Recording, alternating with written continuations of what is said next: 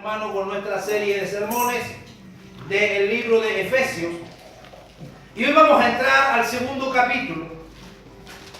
Creo que tendremos los primeros 10 versículos hoy de este capítulo, que es muy rico, hermanos, en cuanto a doctrina, en cuanto a salvación. Amén. Versículo 1.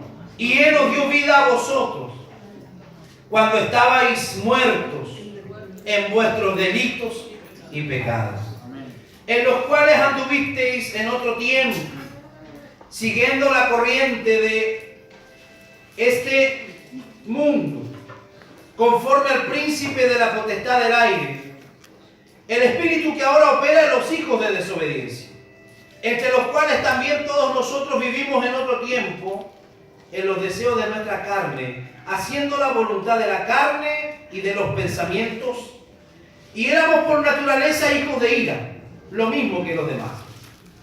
Pero Dios, que es rico en misericordia por su gran amor con que nos amó, aun estando nosotros muertos en pecado, nos dio vida juntamente con Cristo. Por gracia sois salvos. Y juntamente con Él nos resucitó, y asimismo nos hizo sentar en los lugares celestiales con Cristo Jesús, para mostrar en los siglos venideros las abundantes riquezas de su gracia, en su bondad, para con nosotros en Cristo Jesús.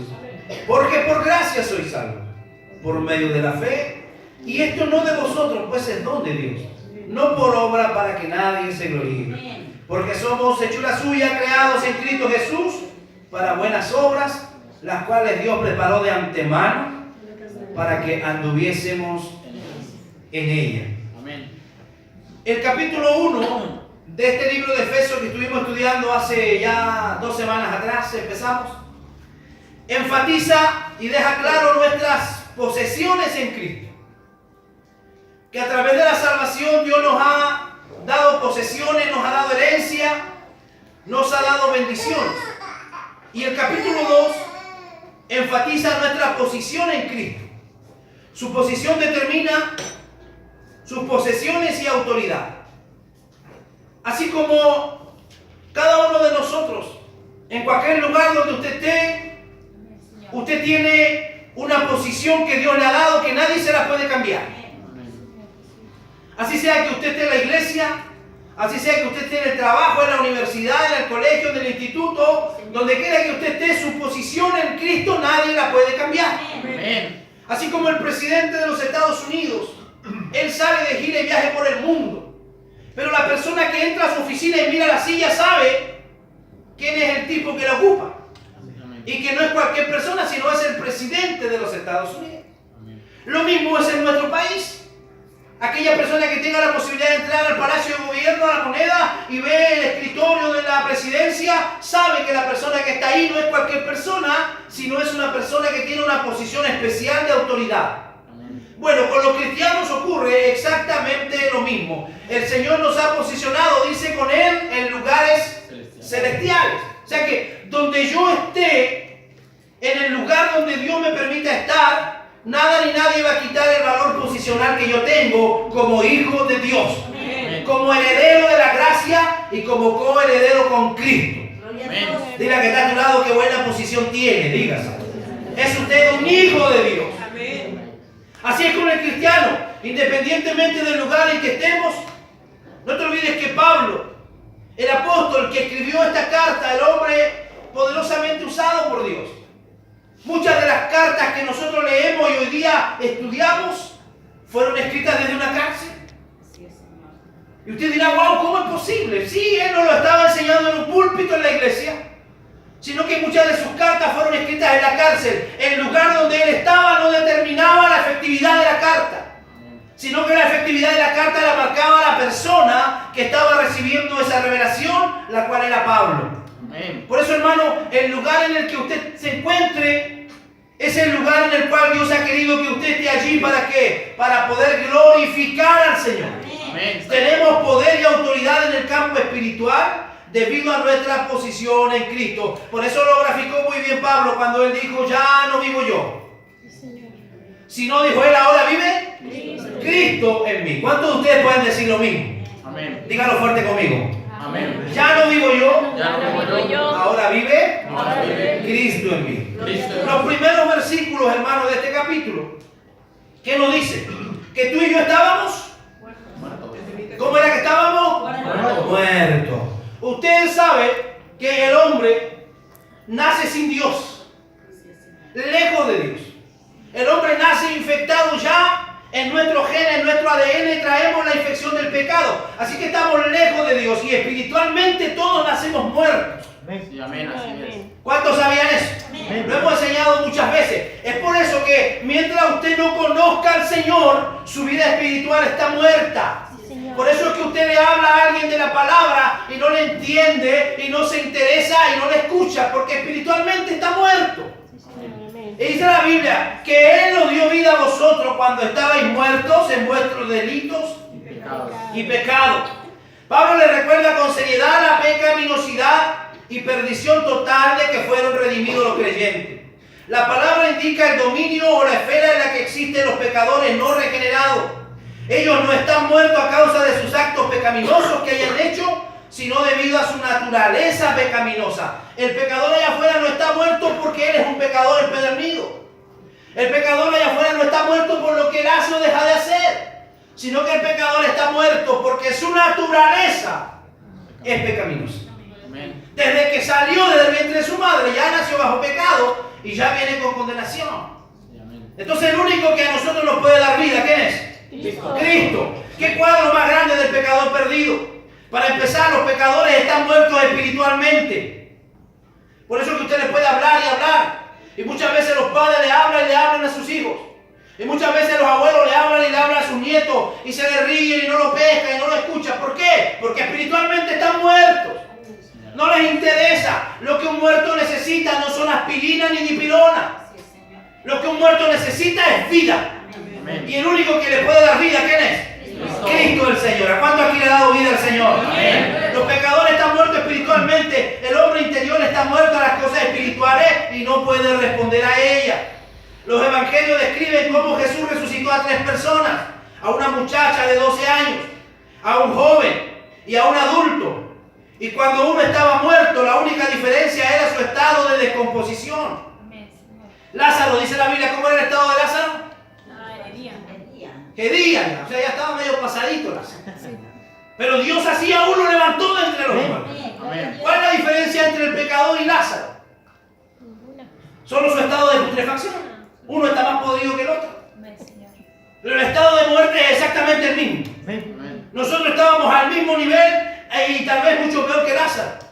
Todo pecador está muerto sin importar su edad. ¿Escuchó eso? Amén. Sin importar su edad. Y aquí es donde la gente a veces se confunde. Dice, bueno, los niños, ¿hasta qué edad son inocentes? Mire, cada vez, hermano, es menos la edad de, podemos decir así, de inocencia de los niños. Amén. Usted ve que hoy día niños de 13, 14 años no tienen problema en disparar y matar a alguien. Amén. En sus años no era así. En sus años se veía que la gente delinquía ya siendo mayor. Hoy día no, hermano. Hoy día lamentablemente los niños a corta edad ya están perdiendo esa inocencia. Entonces, para Dios no podemos decir, mira, no, si un niño de 10, 12 años. No, hermano. Dios sabe que todo pecador está muerto sin importar su edad. Por eso es importante que a los niños se les enseñe la palabra del Señor. Usted dirá, pastor, bueno, mi hija tiene 8 años. Hay que enseñarle la palabra del Señor porque está muerta. Nació muerta espiritualmente y el que le va a despertar espiritualmente es el Señor a través de su palabra. Amén. Los pecadores no solo están muertos, sino que son esclavos del mundo y viven para sus placeres y costumbres. Por eso el versículo 1 dice que tú y yo estábamos muertos en delitos y pecados, en los cuales dice anduvisteis en otro tiempo. Esa palabra en otro tiempo debe ser una palabra que debe graficar nuestra posición en Cristo. Amén. Cuando tú miras al que está a tu lado, ¿te lo imaginas cómo era ese hermano sirviendo al diablo? Debe haber sido tremendo, ¿no? ¿Cómo era la lengua de esa hermana que está ahí a tu lado cuando ella no era cristiana? ¡Wow! Eso debe haber sido. Sin duda. Temidos y temidas, ¿verdad? Pero el apóstol Pablo dice que ustedes anduvieron en otro tiempo. O sea, Pablo está dando por satisfecho y por sentado que la iglesia había cambiado. Que los hermanos habían sido transformados. Él está hablando ahora a una gente que ha sido cambiada y transformada. ¿Cuántos de esos hay aquí? Levanta la mano. Amén. Que anduvisteis en otro tiempo. Como diría un predicador, no, eso pasa en otra iglesia, aquí no pasa. ¿Siguiendo qué? Siguiendo las corrientes de este mundo, conforme al príncipe de la potestad del aire, el espíritu que ahora opera en los hijos de desobediencia. Vean lo que dice el Evangelio de Juan. Esto se refiere al orden del mundo que corresponde a los valores y parámetros que la humanidad, aparte de Dios y Cristo, vive. Que andábamos en otro tiempo, dice, siguiendo las corrientes de este mundo. Cuando habla de mundo, no está hablando de las cosas físicas, sino que cuando la Biblia habla de mundo, está hablando de aquello que dirige, de lo que rige el mundo, de la vanidad, de la vanagloria, de la ambición. Está hablando de la gente que busca el éxito, que no importa lo que haya que pagar, no importa lo que haya que sacrificar, no importa quién haya que hacer daño. Yo en el mundo obtengo lo que yo quiero, y a mucha gente eso lo lleva al infierno. Por eso el apóstol Pablo es claro aquí que dice que hay gente que va tras esa corriente. Pero la Biblia dice, no améis el mundo ni las cosas del mundo. Porque si alguno ama al mundo, dice en 1 Juan 2:15, el amor del Padre no está en él. Pastor, entonces no tenemos que amar a la gente que está perdida. Sí tenemos que amarla, pero no amar lo que ellos hacen. No avalar el estilo de vida que ellos llevan, sino que dice la Biblia. Pablo se refiere a las ideologías que son como fortalezas a las que las personas permanecen encarceladas y necesitan ser puestas en libertad para no seguir en cautiverio. Porque el príncipe de la potestad del aire los tiene cautivados. ¿Qué dice 2 de Corintios capítulo 10, verso 4? Que las armas de nuestra milicia no son carnales, sino son, dice, poderosas. ¿Cómo son las armas? Poderosas en Dios. ¿Para qué? Para la destrucción de fortalezas. ¿Qué significa eso? Que el cristiano que no tiene al Señor en su vida está metido en medio de fortaleza. Y por mucho que usted le hable, Él no le va a poder oír. Por mucho que usted le tienda la mano para sacarlo de donde está, no va a salir. Porque el enemigo lo tiene metido en fortaleza. Dice, derribando argumentos y toda altivez que se levanta contra el conocimiento de Dios, y llevando cautivo todo pensamiento a la obediencia a Cristo. Ahora, hay muchos religiosos y hay muchos hermanos que aparecen, ¿verdad? Que aparentemente son buenos cristianos, pero que todavía tienen una vida bajo fortalezas. Como lo decía mi hermano Luis recién, que todavía tienen vidas restringidas y que no pueden todavía disfrutar de la libertad que el Señor le ha dado. Y cuando hablamos de fortaleza, estamos hablando de pecados. Estamos hablando de situaciones que van contra la palabra y que van contra la voluntad de Dios. Dios no quiere a usted tener bendecido. Dios no quiere a usted tener sanito, lo quiere tener una persona alegre. Pero el enemigo con su fortaleza no le permite a usted tener esa libertad. Por eso es muy bien y muy cierto lo que mi hermano decía, que el único que a usted y a mí nos puede hacer libre es el Señor. Si el Hijo de libertad le dice, será verdaderamente libre. Pastor, y yo puedo estar bajo esas edificaciones y fortalezas, por supuesto. A veces es la religión y la religiosidad son fortalezas. Gente a veces se vuelve solamente religiosa y no son adoradores, son meros religiosos. Sí, Señor. Son, como nos hablaba la palabra el día jueves, son solamente meros religiosos, fariseos. Detrás de un fariseo siempre va a haber un hombre y una pervertido, siempre. Que le está diciendo a los demás, no hay que hacer esto, pero él lo hace. Que le está diciendo a los demás, oye, hay que comportarse así, pero él se comporta de una manera diferente. Dios nos ayude con eso, amén. Amén. También de alguna manera, ¿qué es lo que dice el apóstol aquí? Que el príncipe de la potestad del aire, Satanás, es el que tiene cautivo a todas estas personas. Pero la palabra aquí nos habla claramente, ¿y qué es lo que nos dice? Que el verso 3, entre los cuales todos nosotros vivimos en otro tiempo, en los deseos de ¿qué? De nuestra carne. Nuestra carne, hermano, no se cansa. La carne es incansable. Si usted trata de saciar su carne, ojo, nadie nunca ha podido jamás satisfacer su propia carne. Porque siempre nos va a estar pidiendo más. Siempre va a querer más. Siempre va a querer ir más allá de lo que de alguna manera Dios le ha permitido. Que vivíamos, dice, bajo los deseos de nuestra carne, haciendo la voluntad de la carne y de los pensamientos, y éramos esclavos por naturaleza, y éramos hijos de ira. Hijos de ira. Pero el Señor nos miró ¿con qué? Con misericordia. Esto no quiere decir que necesariamente los convierte a usted en homicida o en un borracho. Su táctica usual es darle una falsa seguridad mediante la justicia propia. Lo que decía mi hermano Luis delante, sin querer. Que la gente se siente justificada. La gente dice, no, es que Diosito me conoce a mí. Como si Dios fuera compadre suyo. Dios no es compadre con nadie. Todos nosotros somos mirados de la misma manera delante de Dios. Y la gente siempre tiende a justificarse. Los pecadores no solo están muertos, sino que son esclavos del mundo y viven para los placeres y costumbres. Si usted le dice que este mundo está bajo condenación de Dios y desaparecerá y se reirán de usted, también son esclavos de Satanás que obra en las vidas de los inconversos. Esto no quiere decir necesariamente los convierte en borrachos o homicidas a todos, sino que les permite darle una falsa seguridad mediante la justicia propia. Dice la gente, pero yo no le hago mal a nadie, papá. Usted dice, oye, vamos a la iglesia. ¿Para qué si yo no le hago mal a nadie? Yo doy limosna, ayuda al que necesita, no digo garabato. Y la gente se autojustifica pensando que de esa manera a lo mejor va a tener paz con Dios, y no es así. Jesús llamó a los fariseos en Juan 8:44 hijos del diablo. ¿Cómo lo llamó? Usted le dice hoy día a un cristiano hijo del diablo y se le va de la iglesia.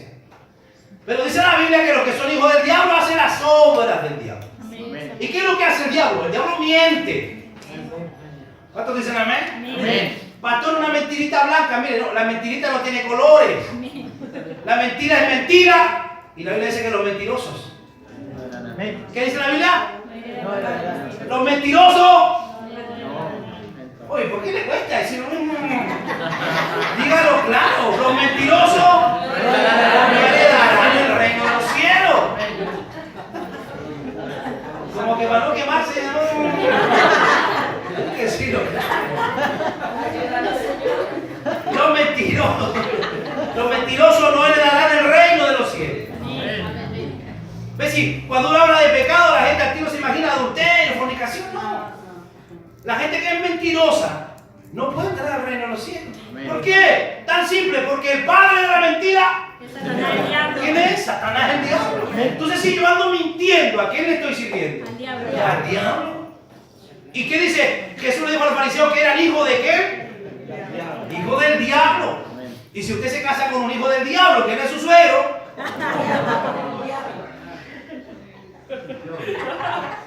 ¿Quién es su suegro? Si usted se casa con un hijo del diablo, ¿quién es su suegro? Diablo. Entonces cásese con un cristiano, mejor cásese con un hijo de Dios. Amén. Sin embargo, eran religiosos, eran ciudadanos de mucha reputación los fariseos. Tú y yo nacemos por naturaleza hijos de ira cuando rechazamos a Cristo a sabiendas después de llegar a la edad de responsabilidad. ¿Cuántos se acuerdan aquí más o menos hasta qué edad fueron inocentes?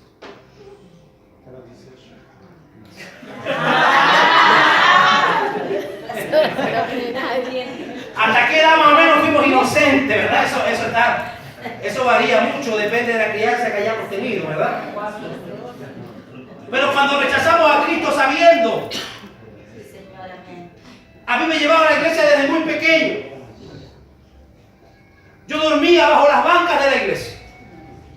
Sé lo que sienten los niños pequeños cuando se van a la iglesia, cuando a veces se aburren y dan la lata, ¿verdad? Y se quedan dormidos. Bueno, yo viví eso.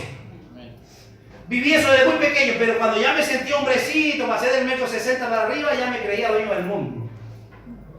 Y hubo un tiempo donde me alejé, dejé de congregarme porque ya era grande, no necesitaba. Pero la verdad que de ahí para adelante puras embarradas, hermano. Hasta que el Señor volvió a tener misericordia de mí. Y necesitamos nosotros, hermano, tomar conciencia de esto. ¿Qué es lo que dice el verso 4? ¿Qué hizo Jesús por mí? Pero Dios, que es rico en qué? Por su gran amor con que nos amó, aún estando nosotros muertos en pecado, nos dio vida juntamente con Cristo. ¿Qué hizo el Señor? Nos dio vida juntamente con Cristo. Misericordia. La salvación es para la gloria de Dios, porque despliega su misericordia y amor sin límites hacia aquellos que están muertos en sentido espiritual a causa de su pecaminosidad. Dígame si no es misericordia que el Señor nos haya llamado cuando nosotros estábamos podridos en el pecado. ¿Cómo se llama eso? Misericordia. Porque siempre lo hemos dicho, hay gente que es mejor que nosotros. Pero ¿por qué Dios miró a nosotros? Bueno, es un secreto que lo vamos a conocer un día. Estando nosotros muertos, mucho más que cualquier otra cosa, una persona que está muerta espiritual necesita ser vivificada por Dios. ¿Qué necesita? Mira que está a tu lado, dile, necesitas vida. La salvación trae vida espiritual a los muertos espirituales. El poder que levanta a los creyentes de la muerte y les da vida. Es el mismo poder que suministra energía en todos los aspectos de la vida cristiana. Es el mismo poder. El poder que resucitó a Jesús de la tumba. El poder que resucitó a Lázaro de los muertos. Es el mismo poder que a ti y a mí me da vida. ¿Cuántos dicen amén? Amén. Necesitamos, hermano, entonces entender esta tremenda realidad de la palabra. Versículo 6. Y juntamente con Él nos resucitó. Y asimismo nos hizo sentar en lugares celestiales con Cristo Jesús. Juntamente con Él nos resucitó y asimismo nos hizo sentar. El tiempo verbal en resucitó e hizo indica que son resultados inmediatos y directos de la salvación. Cuando el Señor le salva a usted, lo posesiona en el mismo momento y lo coloca con Cristo sentado en los lugares celestiales. El creyente no solo queda muerto al pecado y vivo para Dios a través de la resurrección, sino que también disfruta la exaltación de su Señor y participa de su gloria preeminente en los lugares celestiales. El dominio sobrenatural donde Dios reina. Sin embargo, el capítulo 3, verso 10 y el 6, 12 lo vamos a ver más adelante. También se refiere a la esfera sobrenatural donde Satanás tiene un mando temporal. Es el campo espiritual donde están las bendiciones de los creyentes. ¿Dónde están las bendiciones de los creyentes? En el campo espiritual. Entonces donde yo tengo que mantenerme firme y donde yo tengo que mover mi fe es en el campo espiritual. Y eso lo vemos, hermano, en toda área de nuestra vida. Esto no es una guerra física. Esto no es que yo me voy contra mis hijos y no es que mis hijos se van contra mí y en la casa hay una batalla campal. No es así. Esto es algo espiritual, hermano. Lo que a veces afecta a nuestros hijos es algo espiritual. Lo que a veces afecta a las mujeres es algo espiritual. Son influenciados. Hay voces que le hablan, hay voces que atormentan. Porque no todos tienen a Cristo en su vida. Entonces la palabra del Señor nos dice que espiritualmente el Señor nos ha hecho sentar con Él en los lugares celestiales. Eso habla de que ahora tenemos una autoridad especial. ¿Cuántos tienen autoridad? Amén, Señor. Dígale que está a su lado, tú tienes autoridad. Usted tiene autoridad. Y eso es la autoridad que Dios le ha dado y Dios le ha delegado. Dice, es que está pasando algo en la casa. Llamemos al pastor. ¿Y para qué va a llamar al pastor si usted tiene autoridad? O llamemos al hermano fulano de tal que es más espiritual. No, hermano. Dios a usted le ha salvado. Le ha redimido, le ha perdonado sus pecados. Y ahora lo ha posesionado en lugares celestiales con Cristo Jesús. Amén. ¿Cuántos dicen amén? Amén. Necesitamos entender eso. Estas palabras están entre las más grandiosas de la Biblia. Dios pudo dejarnos seguir en el pecado y vivir eternamente con el diablo en el infierno. Pero en lugar de eso, Él decidió salvarnos. Nos dio vida, nos dio movimiento. Nos resucitó de la tumba del pecado y nos sacó del cementerio. Más que eso, nos hizo miembros de la iglesia. Nos dio vida, nos resucitó y nos hizo sentar juntamente con Él en los lugares celestiales. Dios lo hizo debido a que es rico en misericordia y grande en amor. ¿Qué significa misericordia? Significa que Dios no me da lo que merezco. Señor, gracias. ¿Qué merezco yo? El infierno. ¿Qué merece usted? El infierno. ¿Y qué es lo que Dios le da? Vida eterna, el cielo, salvación. Eso se llama misericordia. Y la gracia, ¿qué significa la gracia? Que me da lo que yo no merezco. Señor, gracias. La gracia, lo que Dios me ha dado es lo que yo no merezco, porque yo era un pecador. Merecía estar en la cruz, hermano. Merecía ir al infierno, pero Él me ha dado de su gracia. Verso 7. Para mostrar en los siglos venideros la abundante riqueza de su gracia en su bondad para con nosotros en Cristo Jesús. Por supuesto, la salvación es para bendición del creyente, pero el mayor propósito que cumple es la glorificación eterna de Dios por haber concedido a los creyentes su gracia y bondad interminable e ilimitada. Si hay alguien que recibe la gloria en todo esto, es Dios. Porque usted no era merecedor de la salvación. Pero la gloria siempre se la va a llevar el Señor. El cielo entero lo glorifica por lo que Él ha hecho al salvar a los pecadores. ¿Qué dice Apocalipsis 7 del 10 al 12?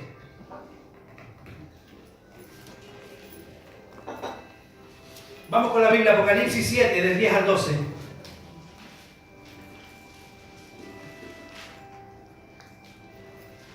Y clamaban a gran voz diciendo: la salvación pertenece a nuestro Dios, que está sentado en el trono y al Cordero.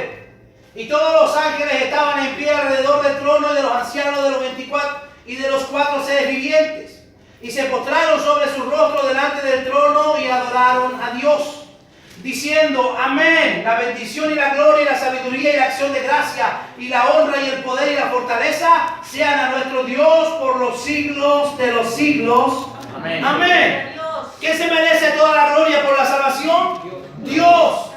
Lo dijimos la semana pasada. Entonces, yo como cristiano, ¿qué tengo que hacer? Tratar de que todo lo que yo hago glorifique a Dios. Amén. Así sean cosas tan terrenales, tan cotidianas, como cosas espirituales grandemente dadas por el Señor. Todo lo que yo puedo hacer, la gloria es para Dios. Si yo puedo ayudar a mi hermano, la gloria es para Dios. Si yo puedo ayudar al que no conozco, al prójimo, la gloria es para el Señor. Amén. Si yo puedo orar y bendecir a alguien, ¿quién se lleva la gloria? Dios. Siempre va a ser el Señor. Amén. El cielo entero lo glorifica y nosotros pronto vamos a llegar allá a glorificarle también. Amén.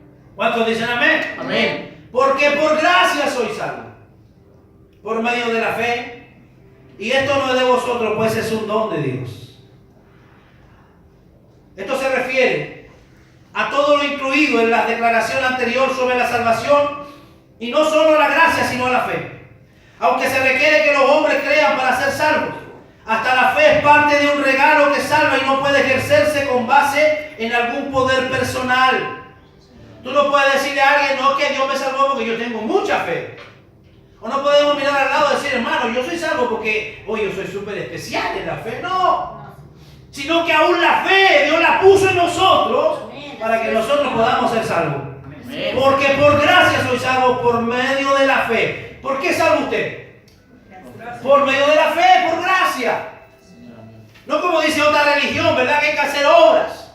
Que mediante las obras que usted hace, usted va a ser salvo. No es así. Aun cuando la Biblia dice, Santiago, que la fe sin obra es muerta, pero ahí está hablando de los frutos de la salvación. Amén. Está hablando y dice que una vez que yo soy salvo, yo voy a hacer buenas obras, porque el Señor me va a llevar a hacer buenas obras. Amén. Es imposible, ojo, escúcheme, es imposible que un cristiano salvo no haga buenas obras. Amén. Entonces usted dice: oiga, pastor, pero yo conozco a un tipo que va a la iglesia, pero que... ¿Qué va a hacer entonces? No es salvo. No es salvo.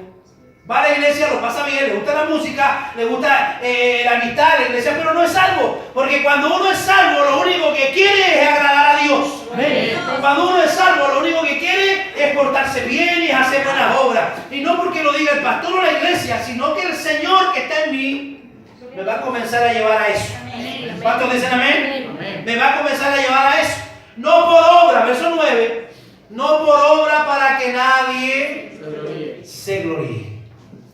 No por obras. No porque yo soy fulano de tal. Hoy cuando yo era niño hice esto, hice lo otro. No, no fue salvo usted por las obras, sino solamente por la gracia del Señor. Amén. Por esa misericordia que Dios tuvo de usted. Para que nadie se gloríe. O sea, para que nadie se lleve la gloria. La gracia de Dios es preeminente en todos los aspectos de la salvación. ¿Qué es lo que dice Romanos 3:20?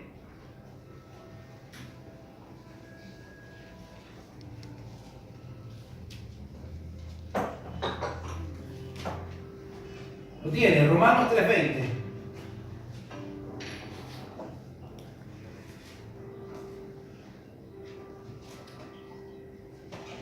Ya que por las obras de la ley ningún ser humano será justificado delante de Dios, porque por medio de la ley es el conocimiento del pecado.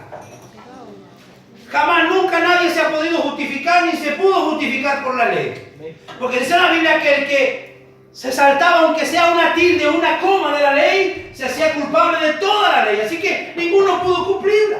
Y cuando hablamos de ley, ¿de qué estamos hablando? Estamos hablando del Pentateuco, estamos hablando de las leyes que Dios le dio a Moisés. Muchas de ellas eran drásticas. Entonces ninguno pudo cumplirla. Así que Jesús, Él vino en su propia vida, no para anularla o abolirla, sino a cumplir la ley. Pero ahora nosotros somos acercados a Él solo por gracia y misericordia. ¿Qué dice Gálatas 2:16?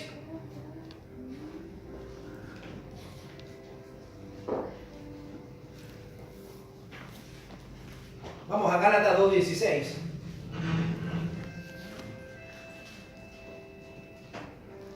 Sabiendo que el hombre no es justificado por las obras de la ley, sino por la fe ¿de qué?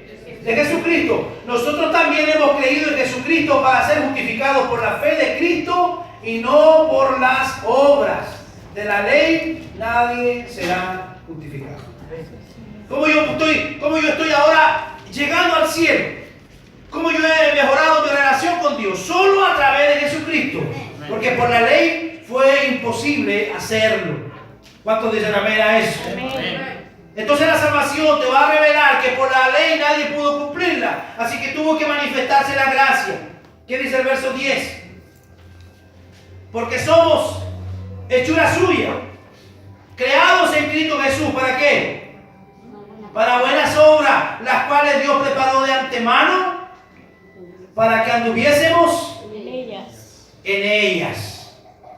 Somos hechura suya, significa somos su nueva creación.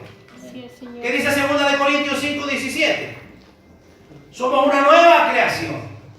Aun cuando nuestra identidad es la misma, aun cuando el número de Ruth es el mismo, aun cuando usted calza lo mismo, mide lo mismo. ¿Qué es lo que dice la palabra del Señor en 2 Corintios 5:17? De modo que si alguno está en Cristo, nueva criatura es. Las cosas viejas pasaron, he aquí, todas son hechas nuevas. Amén. De modo, dice. O de manera que si alguno está en Cristo, ¿qué es lo que es?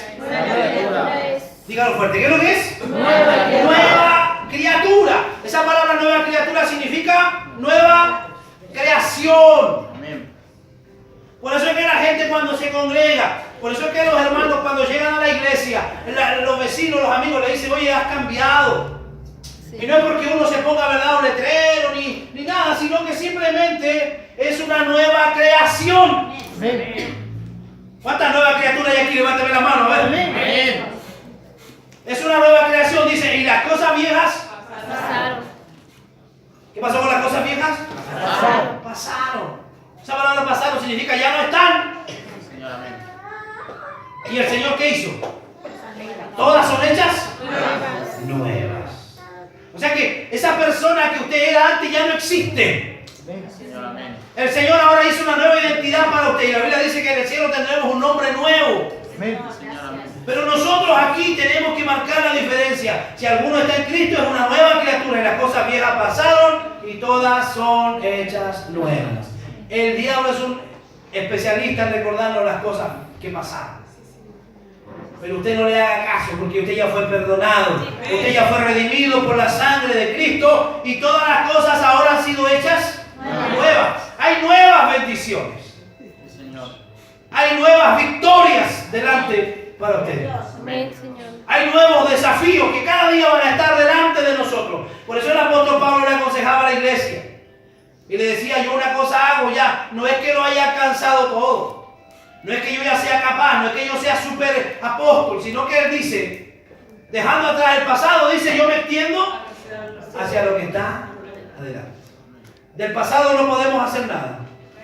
El pasado pasó, usted puede llorar, puede batallar, puede hacer lo que quiera, pero no va a cambiar su pasado. Puro recuerdo. ¿Qué ¿Qué es lo que tengo que trabajar yo? Mi presente. Porque mi presente es el que va a determinar y va a marcar mi futuro. Amén. ¿Cuántos están preocupados de su presente? Amén. Al cristiano lo único que se le permite es preocuparse del presente. Señor, amén. ¿Me escuchó? Amén. El cristiano lo único que se le permite es preocuparse del presente. Porque el pasado ya no puedo hacer nada. Y el futuro le pertenece a Dios. Amén. ¿Cuántos dicen amén? Amén. ¿Hay alguno aquí preocupado por el futuro? El futuro le pertenece a Dios. Señor, amén. Pero si yo estoy sembrando bien en el presente, le aseguro que su cosecha va a ser grata y va a ser buena en el futuro. ¿Cuántos dicen amén? Eso es la ley de la siembra y la cosecha. Yo no puedo sembrar zapallo y ir a cosechar sandía. No puedo sembrar tomate y cosechar cebolla. No se puede. Es contra naturaleza eso. Lo que usted hoy siembra, mañana lo va a cosechar. Y amén. ¿Cuántos dicen amén? Amén. Los que hoy son malos hijos, mañana a su hijo le van a hacer sufrir a usted lo mismo. Señor. ¿Cuántos dicen amén? Los que hoy son malos padres, es probable que cuando sean viejitos van a terminar solos por ahí en el asilo. Porque lo que usted está sembrando hoy día, lo va a cosechar mañana. Dile que está a tu lado, te están hablando. Gloria a Dios. No se trata solo, no, si yo ahora tengo fuerza, soy joven, yo hago aquí, hago allá. No, hermano. Lo que usted hace hoy, se le va a manifestar mañana. Dios nos bendiga. Amén. Amén. ¿Qué dice Filipenses 2, 12 y 13? Filipenses capítulo 2, versos 12 y 13.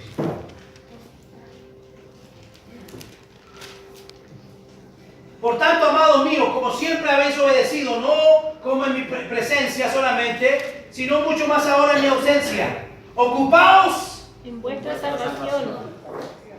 Léalo, esto me gusta. De la coma más adelante, léalo, ahí donde dice ausencia. Ocupaos en vuestra salvación con temor y temblor. Porque la doctrina que predicamos, lo que nosotros enseñamos, que usted ha sido salvo desde el vientre de su madre, que usted viene destinado, a muchos lo relaja. Señor. No, ¿para qué vamos a orar si ya somos salvos? ¿Para qué vamos a ir a la iglesia si ya somos salvos? No, ¿qué dice? Ocupaos en vuestra salvación. Con Con temor temor y y temblor. temblor. ¿Cómo tengo que ocuparme? Con temor y Con temblor. temor y temblor. ¿Lo está haciendo usted? Sirviendo a Dios con temor.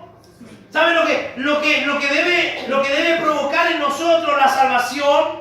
Es que debe hacernos ser más temerosos de Dios. Lo que debe hacer en nosotros la salvación es que debe hacernos temblar. Cada vez que yo pienso, wow, yo iba derecho al infierno, pero Jesús decidió sacarme del infierno y salvarme. Eso debe hacerme temblar y debe hacerme tener el temor a Dios.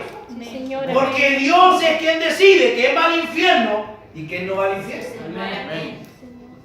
Algunos dirán, bueno, qué injusto es Dios. No, Dios no es injusto. Todos nosotros íbamos directo al infierno. ¿Cuál es la injusticia? No hay injusticia. Amén.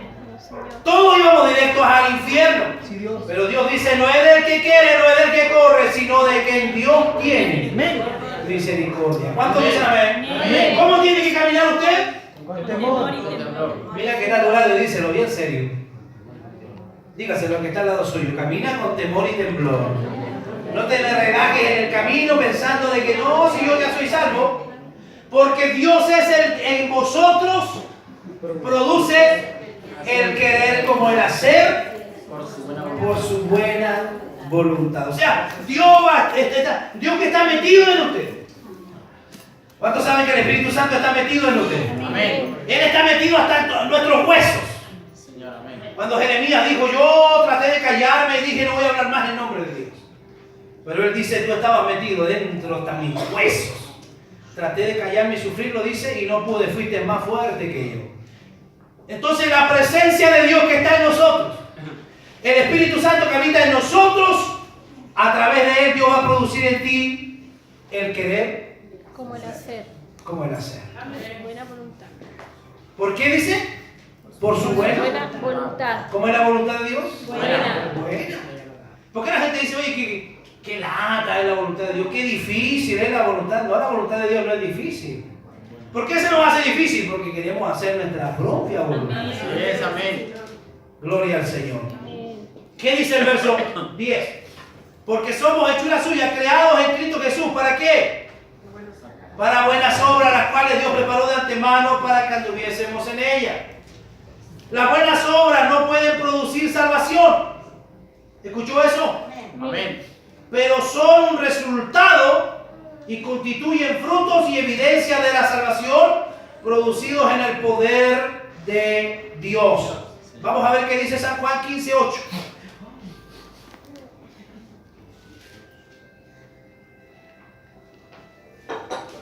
Vamos, Jenny, San Juan 15:8. En esto he glorificado a mi Padre. ¿En qué? Llevéis mucho fruto y seáis así mis discípulos. ¿Cómo yo puedo glorificar a Dios? Llevando muchos frutos. Preocupados, hermanos, en eso. Debemos tener preocupación en eso, en que podamos nosotros llevar frutos para el Señor, para la gloria del Señor. Amén. Los cuales Dios dice preparó de cuándo? De antemano. Al igual que su salvación, la santificación de un creyente y las buenas obras que debía hacer, fueron ordenadas antes de que comenzara el tiempo. Somos hechura suya, somos su nueva creación. Atrévase usted a creer que Dios obra en usted y que nos depara el futuro. No lo sabemos, pero sí sabemos que Él tiene el futuro en sus manos. Sí, Señor. Amén. ¿Cómo vendrá el próximo año, pastor? ¿Ha conversado usted, ha visto con su esposa, oye, cómo vendrá el próximo año? Miren, el próximo año va a venir así como Dios quiere que venga. Amén. Porque el único que tiene el futuro y lo conoce es Dios. El futuro no lo sabemos, pero sí sabemos que Él tiene el futuro en sus manos. El mismo Padre amante que me escogió, me llamó y me salvó. También ha trazado un plan maravilloso para que usted pueda caminar, para que usted pueda serle útil y para que usted pueda servirlo mientras usted está en esta vida. Llegamos a ser cristianos mediante el don inmerecido de Dios, no como el resultado de algún esfuerzo o habilidad humana, como alguna sabiduría o acto de servicio de nuestra parte. Sin embargo, como gratitud por este regalo, buscamos servir y ayudar a otros con cariño. Aquel que ha sido salvo quiere ayudar a otros para que sean salvos.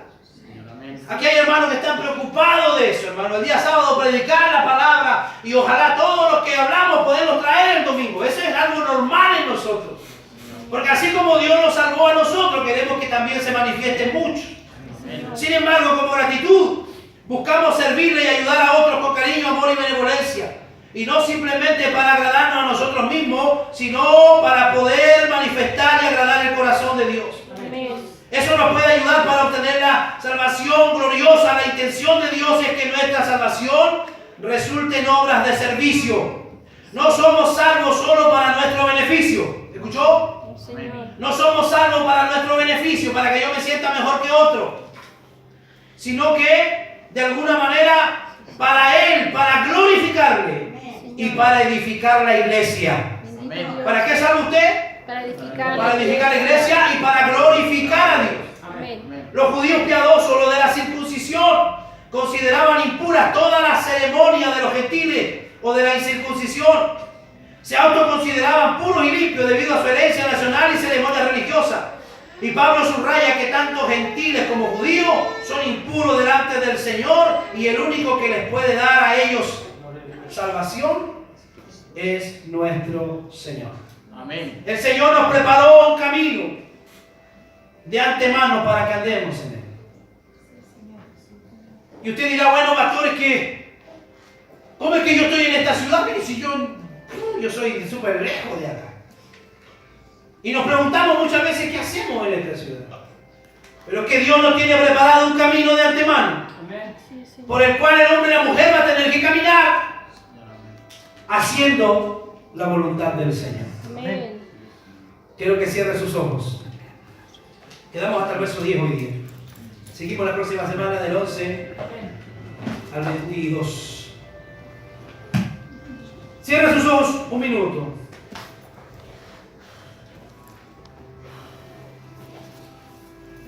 Y vamos a orar al Señor.